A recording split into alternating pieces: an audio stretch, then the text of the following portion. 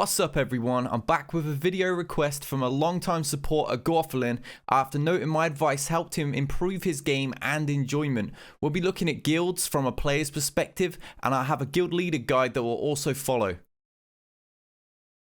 Now this may seem like a bizarre question, but it's actually one I've been asked by many brand new players. Guilds are not only a great way to meet other players and play a more social game, but you also need to be in one for raids, territory battles, territory wars, donations, and to access some stores. A majority of characters can't go past gear 8 without raid gear, and these are only found in raids, guild related stores, or by spending real money.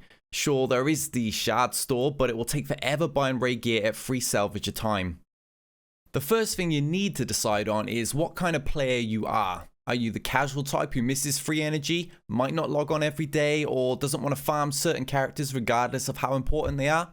Or are you the hardcore type who never misses a territory battles combat mission, will always hit the 600 tickets a day without being nagged, and is always looking to help your guildmates? This is an important step and the main reason you see guilds booting people left and right. Gone are the days where you can get a free ride with just 600 tickets and zeros on raids, and that was enough to be in a top guild. With the arrival of territory battles, territory wars, and the Sith raid, you need to be more realistic about your options. Top guilds require participation. You can't expect 38 plus territory battle stars, Han shards, Kenobi shards, and all that from your guildmates' work if you're going to be missing tickets and combat missions on a regular basis. Dragging out a 4 or 5 day long tier 6 Sith raid by doing one attack a day isn't going to go down too well either. As for the heroic Sith raid and Treya shards, you need to not only be super active but also in the region of at least 2.5 million galactic power at a minimum. These 140 million guilds are not going to be looking to bring in a barely 2 million power player who is going to be very little help. Sure, you may have the optimal teams, but your lack of galactic power will also end up hurting them in their push for maximum stars and territory battles also. Far too often I'll see casual players getting offended at being demoted to a casual or lower power guild despite the fact they're missing full days of tickets or skipping entire refreshes in the raids. The truth is you'll end up being bumped from guild to guild if you're expecting to be carried by hardcore players to hardcore level rewards. Just be realistic about the type of guild you belong in and find one. If you change your playing style at a later point, you can always move then. Now this comes up a lot. A budding new hardcore player will arrive in my Twitch stream, pick my brain for the latest meta advice, but is usually being held back in a guild with their friends who are casuals but feels bad about leaving. This is where you have to decide what it is you want from the game. Are you looking to be competitive or just have some social gaming fun with your friends? Because you'll forever be playing catch up if your casual friends all drop the game months down the line and you're left trying to push up to the top of your arena ranks. If you really don't want to leave them behind but are determined to be number one, see if a guild alliance will take all of you.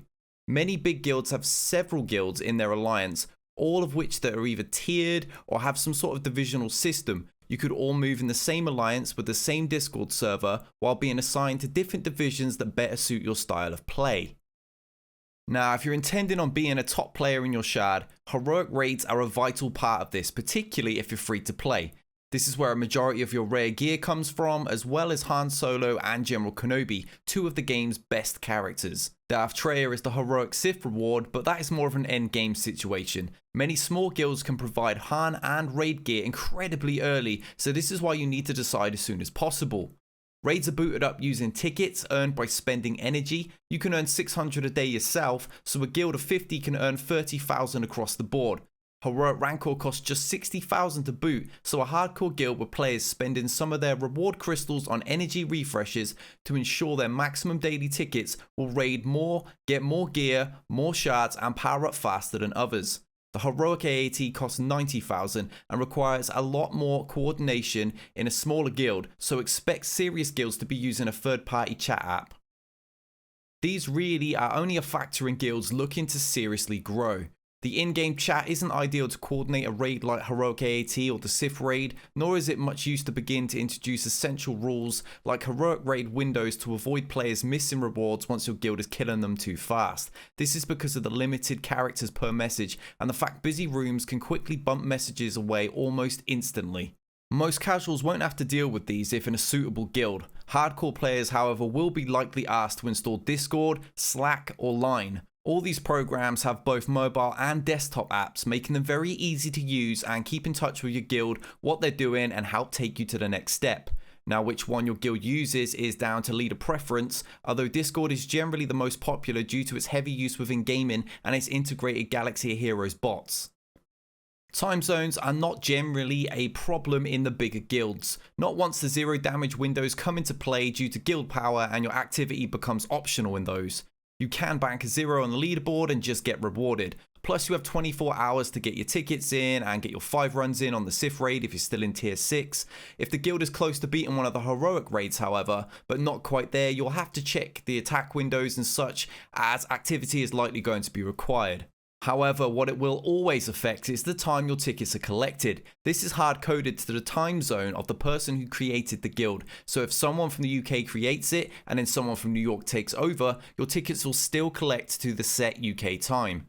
As soon as you're in a pattern for when your tickets need to be in, at least it's not going to change unless you move guild. So always check this when you first join. Outgrowing your guild is quite a common thing. It's quite possible if you're a hardcore player, particularly if you're spending money, that you'll outgrow your first guild. If you're in the right type of guild to begin with, it's less likely to happen as the guild should be growing along with you or with realistic aspirations about its next steps, in which case it may be worth sticking around and working together to grow. However, if you've just found this guide, then it's highly possible you're a 1.5 million galactic power player without General Kenobi, in a guild not even close to being prepared to beat the raid despite what their recruitment posts say.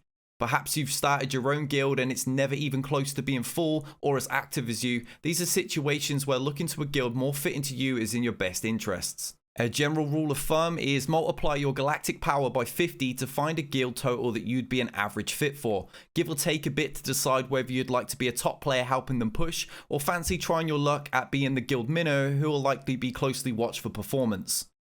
In conclusion, a good guild can make the game considerably more enjoyable, while a bad guild can make you hate it entirely. Finding the right fit will be a lot easier if realistic and following the advice I've given. As long as you communicate your concerns with your guild and are working together, you should have little reason to ever leave a guild that is the right fit.